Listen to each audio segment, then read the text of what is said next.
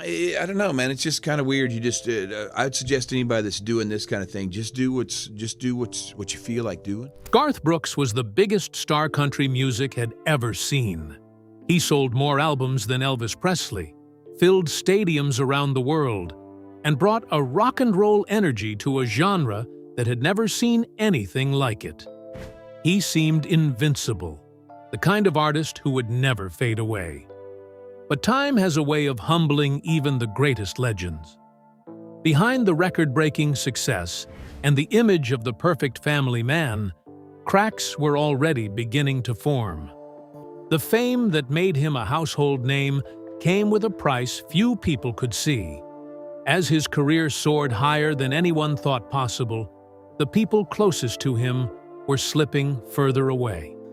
Eventually, the pressure became so overwhelming that he made a decision that stunned the music world deeply. Yet even that would prove to be only the beginning. Years later, a controversy would emerge that threatened not just his reputation, but the legacy he had spent a lifetime building. At 64 years old, Garth Brooks is facing battles that would leave you shocked. The making of Garth Brooks. Troy Garth Brooks was born on February 7, 1962, in Tulsa, Oklahoma, and raised as the youngest of 6 children in a blended family in Yukon, Oklahoma. His mother, Colleen Carroll, was a country singer who had recorded for Capitol Records in the 1950s and performed on television shows like Ozark Jubilee.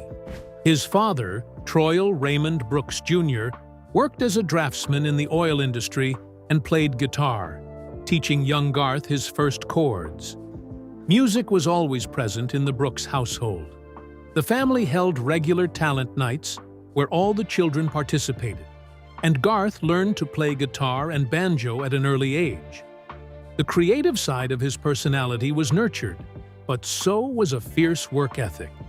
His parents' contrasting personalities shaped him in profound ways. His mother was the dreamer, the one who believed her children could fly.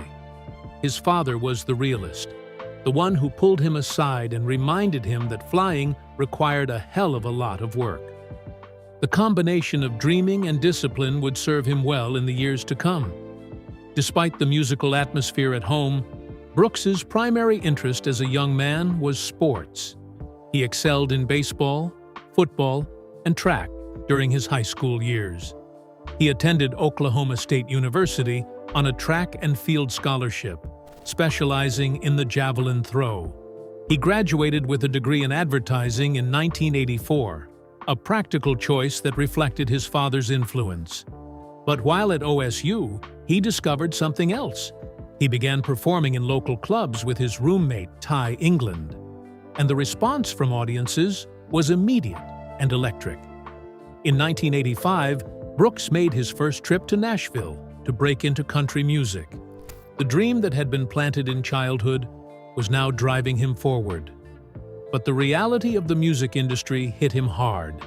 He became so overwhelmed by intimidation and immediate rejection that he packed up and drove back to Oklahoma after only 23 hours.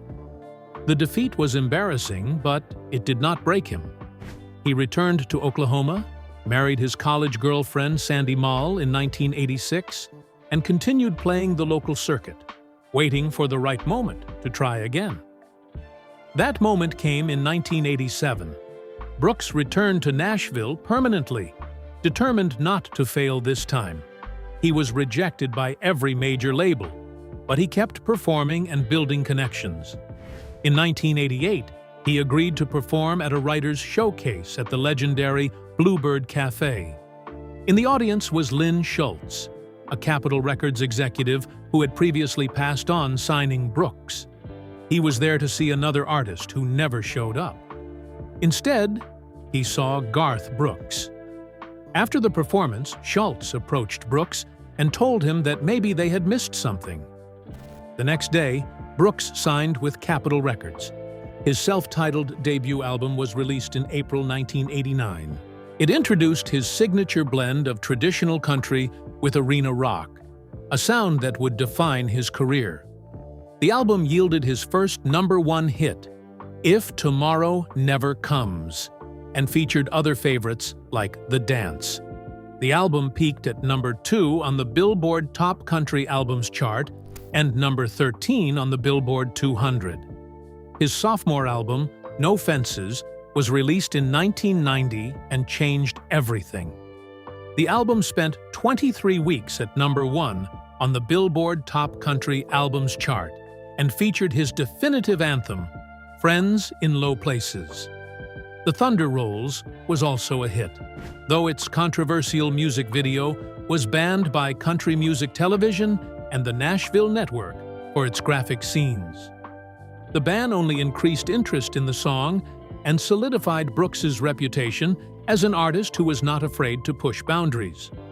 Brooks revolutionized country music performances by adopting theatrical rock and roll stage elements. He used wireless headsets to run freely across the stage. He swung from the rafters on ropes. He smashed guitars. His shows were not just concerts. They were spectacles, and fans could not get enough. He became the best-selling solo artist in United States history, certified by the Recording Industry Association of America, with over 200 million domestic album sales, surpassing Elvis Presley. He remains the only musical artist in history to achieve 9 albums certified as diamond by the RIAA for selling over 10 million copies each. He has won 2 Grammy Awards and 17 American Music Awards, and holds the record for winning the Country Music Association Entertainer of the Year award 7 times. But behind the records and the awards, Garth Brooks was fighting a different kind of battle. The collapse of his family and the unraveling of his marriage would test him in ways that no stadium show could prepare him for. The collapse of his family. Brooks met his first wife, Sandy Mall, while working as a bouncer at the Tumbleweed Ballroom in Stillwater, Oklahoma. The meeting was memorable. He had to break up a fight in the women's restroom where Mall had gotten her fist stuck in a wood panel. The incident was strange, but it was also the beginning of something real. They started dating, and the connection was immediate. She was grounded, smart, and not impressed by his ambition. She saw him as a person, not a future star. The couple married on May 24, 1986, just before Brooks made his permanent relocation to Nashville to chase musical fame. The timing was not easy. She was committing to a man who had already been rejected by Nashville once and was about to try again. She believed in him, and that belief would be tested in ways neither of them could have anticipated. Together, they had 3 daughters: Taylor Maine Pearl, born in 1992, August Anna, born in 1994, and Allie Colleen, born in 1996. The girls were the center of their world, and Brooks has often spoken about how becoming a father changed him. But fatherhood could not save the marriage. As Brooks's career exploded into overnight global fame between 1989 and 1993, he was away from home up to 300 days a year. The road was his second home. The stadiums, the arenas, the endless cities blending into one another. It was all-consuming. Sandy was left completely isolated to raise their daughters alone. She managed the school drop-offs, the doctor's appointments, the birthday parties, and the sleepless nights while her husband was on stage in front of thousands of screaming fans. The emotional disconnect became unbearable. Sandy later stated in the 2019 documentary, Garth Brooks' The Road I'm On, that during the peak of his fame, he would come home from tours completely changed. It felt like she was married to a stranger. The man who left for the road was not the same man who returned. The fame had transformed him, and not in ways that made the marriage stronger. She said that he would be gone 8 to 10 weeks at a time, and when he came home, there would be #1 parties, award shows, or some other event demanding his attention. Brooks has openly acknowledged that he struggled heavily to remain grounded under the intense adulation of millions of fans.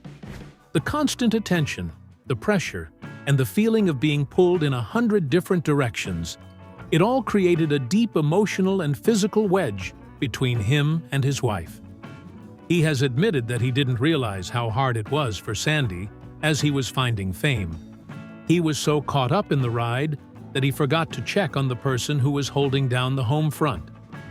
After a lengthy period of separation, Brooks officially filed for divorce in Tennessee in November 2000, citing irreconcilable differences as the primary cause. The announcement was made to the press, and the news shocked fans who had assumed the couple was solid. Brooks told Billboard at the time that they both agreed they needed to get divorced and that they were focusing on the impact it would have on the children. The divorce was finalized on December 17, 2001. The settlement was staggering. Brooks paid Sandy Moll a reported $125 million, making it one of the most expensive celebrity divorces in history.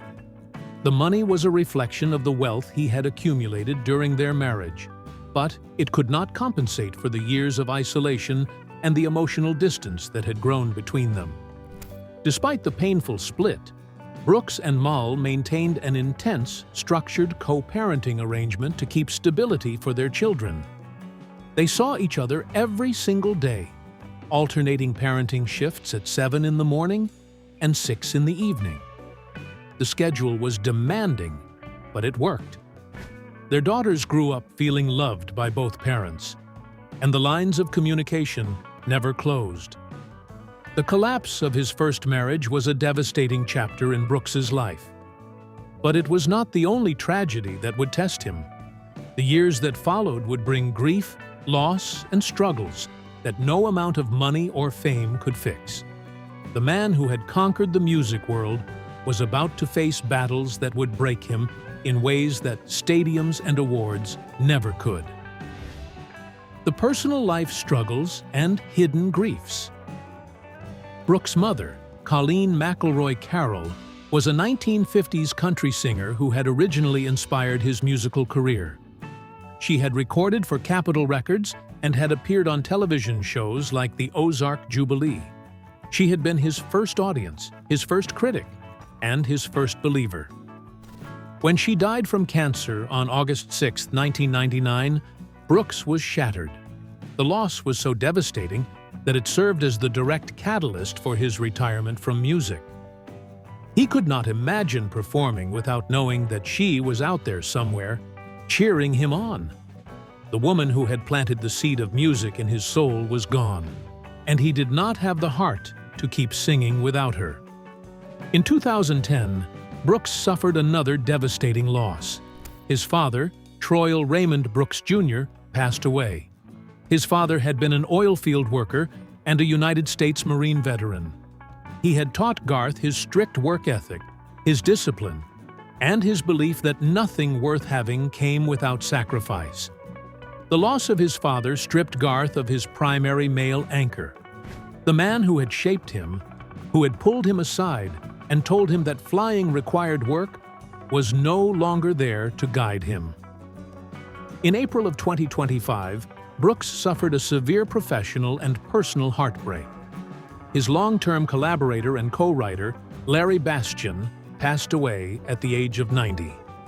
Bastian had been the mastermind behind hits like Unanswered Prayers and Rodeo, songs that had defined Brooks's career and touched millions of fans around the world. Brooks later told the New York Post that Bastian was a great man, a cowboy, a poet, and a true friend, and that he was lucky enough to be taken in by him as a student when he first moved to Nashville.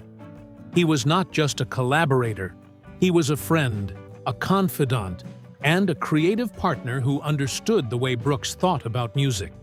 The loss left a hole in Brooks's creative life that could not be filled. In February of 2021, Brooks faced the possibility of losing the woman he loved most. His second wife, Trisha Yearwood, contracted a severe, debilitating case of a popular respiratory virus. The virus hit her hard, and her condition worsened quickly. Brooks publicly admitted that he was terrified of losing her.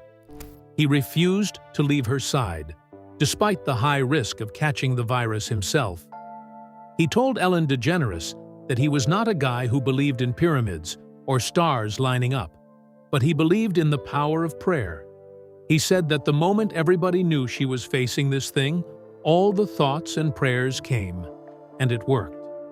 Yearwood eventually recovered, but the fear that Brooks felt during those dark days never fully left him. In 2006, massive wildfires tore through Oklahoma, directly threatening his family's ranch property. The flames came dangerously close to the land that held his history, his childhood memories, and his ancestral roots. Emergency evacuations were ordered, and Brooks was forced to watch from a distance as firefighters battled to save his property. The psychological stress of potentially losing everything, not just a house, but the land that connected him to his family's past, was immense. The ranch survived, but the experience left him shaken. The losses that Brooks has endured would have broken a lesser man. His mother, his father, his collaborator, the threat to his ranch, and the near loss of his wife. All of it has taken a toll. But the man who conquered country music has kept going. He has channeled his grief into his music, his family, and his faith. However, the battles were not over. The legal nightmare that awaited him would test his resilience in ways that even the wildfires could not match. The legal nightmare that almost ruined him. On September 13, 2024, Brooks filed a preemptive anonymous federal lawsuit in Mississippi under the name John Doe. The filing sought an injunction to block a woman from filing a public assault complaint against him. The move was strategic. Brooks and his legal team were trying to get ahead of a threat they believed was coming. In his initial filing, Brooks asserted that the anonymous woman was a former employee who was attempting to extort millions of dollars from him. He claimed she was threatening to destroy his family and career with fabricated stories. The lawsuit stated that the allegations against him were wholly untrue and that he first learned of them in July when she threatened to publicly sue him unless he gave her millions of dollars. Brooks later said in a public statement that he had been hassled to no end with threats, lies, and tragic tales, and that it had been like having a deadly weapon waved in his face. On October 3, 2024, the accuser, identified as a former hair and makeup artist who worked for Brooks and his wife Tricia Yearwood, filed a 27-page civil lawsuit in California Superior Court. The lawsuit alleged that Brooks had assaulted her on multiple occasions, including a 2019 incident in a Los Angeles hotel suite during a Grammy tribute event. The woman alleged that after they traveled together on his private jet, Brooks arranged for them to stay in the same hotel suite. According to the lawsuit, he later made unwanted advances toward her and assaulted her. She also claimed that on another occasion at his home, he behaved inappropriately and subjected her to unwanted physical contact. The suit further alleged that Brooks repeatedly crossed personal boundaries, made inappropriate remarks, and sent her explicit messages. Legal experts heavily criticized Brooks's preemptive filing as a tactic to unmask the victim or force her into silence. The move caused an intense public relations backlash that overshadowed his business ventures. In a countermove, Brooks publicly named his accuser in an amended complaint, arguing that she had wrested the decision from the court by having her lawyer brief CNN about the allegations. Her attorneys responded by saying that Brooks had revealed his true self when he publicly named her, adding that they would be moving for maximum sanctions against him immediately. The legal battles continued to unfold over the following months. On May 1, 2025, U.S. District Judge Henry Wingate declared Brooks's original Mississippi preemptive motions moot, effectively ending that chapter of the litigation and allowing the central case to proceed in California. The ruling was a significant setback for Brooks, who had hoped to keep the legal fight in Mississippi, where he had filed first. On June 10, 2026, a California appellate judge officially denied Brooks's legal plea to fast-track an interlocutory appeal regarding plaintiff anonymity. The decision meant that Brooks could not freeze the pretrial discovery stage, and the plaintiff's legal team could continue gathering evidence. The ruling set up a grueling trial process that could last for years. But this legal nightmare was not the first controversy to test Brooks's career. He has faced other controversies that damaged his reputation. In 1999, he completely alienated fans by adopting a fictional emo rock persona named Chris Gaines for a satirical album project. He slimmed down, traded his cowboy hat for guyliner, grew a soul patch, and practiced his falsetto. The project was a complete head-scratcher, one of the weirdest moves of the decade by a major recording artist. It confounded critics, alienated fans, and effectively derailed his career. The album sold just 2 million copies, a spectacular bust for an artist who had already sold more than 95 million records. The film that was supposed to accompany the album was never released, and Brooks retreated to Las Vegas for much of the 21st century. Today, Brooks refuses to talk about Chris Gaines, and the album does not appear in his anthology or on his website. In 2014, Brooks found himself in another public relations disaster when he attempted to schedule 5 consecutive concerts at Croke Park in Dublin. The shows were a sellout, with 400,000 tickets purchased. When city officials authorized permits for only 3 of the 5 nights, Brooks issued an ultimatum, insisting on all 5 or none at all. Sadly, the result was the complete cancellation of all 5 shows, leaving 400,000 ticket holders disappointed and costing the local economy an estimated 50 million euros. The debacle was a public relations disaster that made Brooks look stubborn and unwilling to compromise. The legal nightmare of 2024 to 2026, combined with his prior controversies, has cast a shadow over Brooks's legacy. The allegations have divided his fan base, and the legal battles have been a constant source of stress. Brooks has denied all allegations and maintains his innocence, but the fight is far from over. The man who once seemed invincible is now fighting for his reputation, his family, and his future. How Garth Brooks currently lives? Even in the midst of the chaos, Garth Brooks continues to live his life the only way he knows how: by showing up, by working hard, and by never giving up. On October 26, 2000, at the absolute height of his commercial power, Brooks held a press conference at Nashville's Gaylord Entertainment Center. He stood before the cameras and announced his total withdrawal from music. The decision was not about burnout or creative exhaustion. It was about his daughters. He had 3 young girls at home: Taylor, August Anna, and Allie Colleen, and he had realized that he was missing their childhoods. He later explained that he had asked his wife to be both father and mother long enough, and that it was time for him to accept his responsibilities. He made a promise to himself and to his family. He would not return to full-time touring until his youngest daughter turned 18. The announcement shocked the music world, but Brooks was firm. Family came first. During his retirement years, Brooks lived a completely unpretentious life in a ranch house in Owasso, Oklahoma. The man who had filled stadiums around the world and sold more albums than almost anyone in history focused entirely on mundane tasks. He drove his daughters to school every morning. He packed their lunches and made sure they had everything they needed for the day. He coached their youth sports teams, showing up to practices and games like any other parent. He attended parent-teacher conferences and sat through school plays. He was not Garth Brooks, the superstar. He was Dad, and he loved every minute of it. The years away from the spotlight were not a sacrifice. They were a gift. The introduction to Trisha Yearwood happened long before either of them was famous. Brooks first met the country singer in 1987 in a songwriter's attic studio. They recorded a demo together, but remained strictly friends during their respective first marriages. Years later, after both of their marriages had ended, that friendship blossomed into something deeper.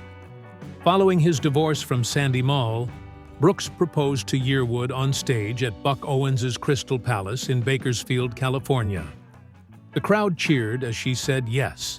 The couple married on December 10, 2005, and they have been inseparable ever since. The unresolved legal drama of 2024 to 2026 has taken a heavy toll on Brooks. Close sources reported in May of 2026 that the situation has turned his personal life into a living hell. The stress has become the single most stressful scenario he has ever faced, surpassing even the pressures of his meteoric rise to fame. It has taken a visible toll on his physical and mental well-being. The weight of the allegations and the legal battles has been crushing, and those closest to him have expressed concern about his health. Early in 2026, Brooks noted that his schedule had to adapt around his wife's active life. Trisha Yearwood spent the first half of the year traveling for her own solo concert tours.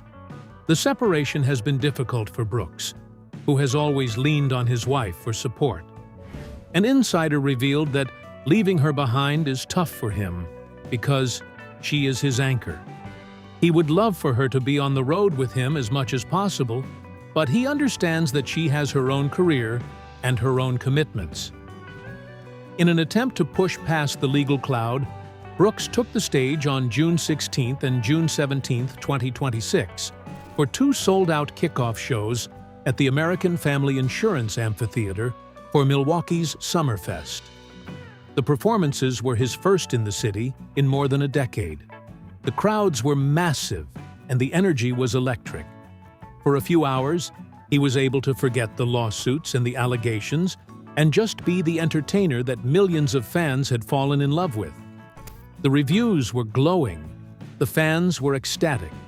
It was a reminder of why he had become a legend in the first place.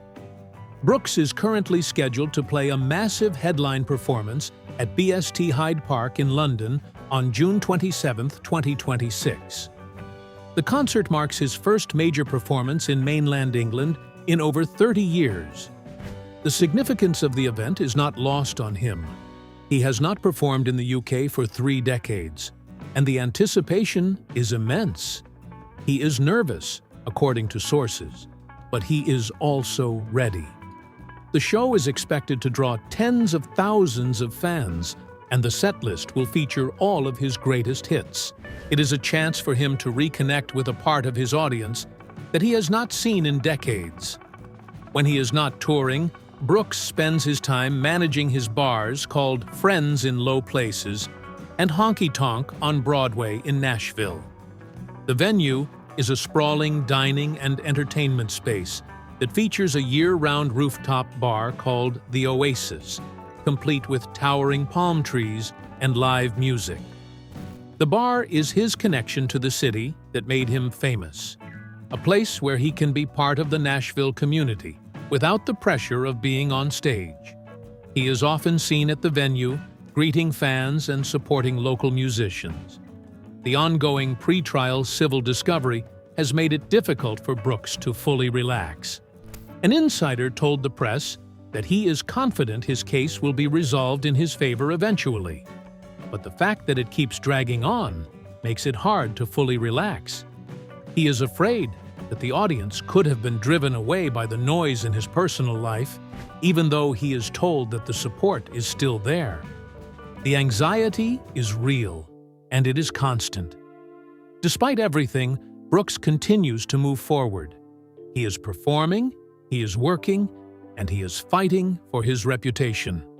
The man who once retired to raise his daughters is now fighting to protect everything he has built. His life at 64 is far from the fairy tale that it once seemed. But he is still standing, still singing, and still refusing to give up. He has weathered storms before, and he believes that he will weather this one too. If you enjoyed this video, don't forget to click on the next video on your screen. Like and subscribe to our channel for more updates.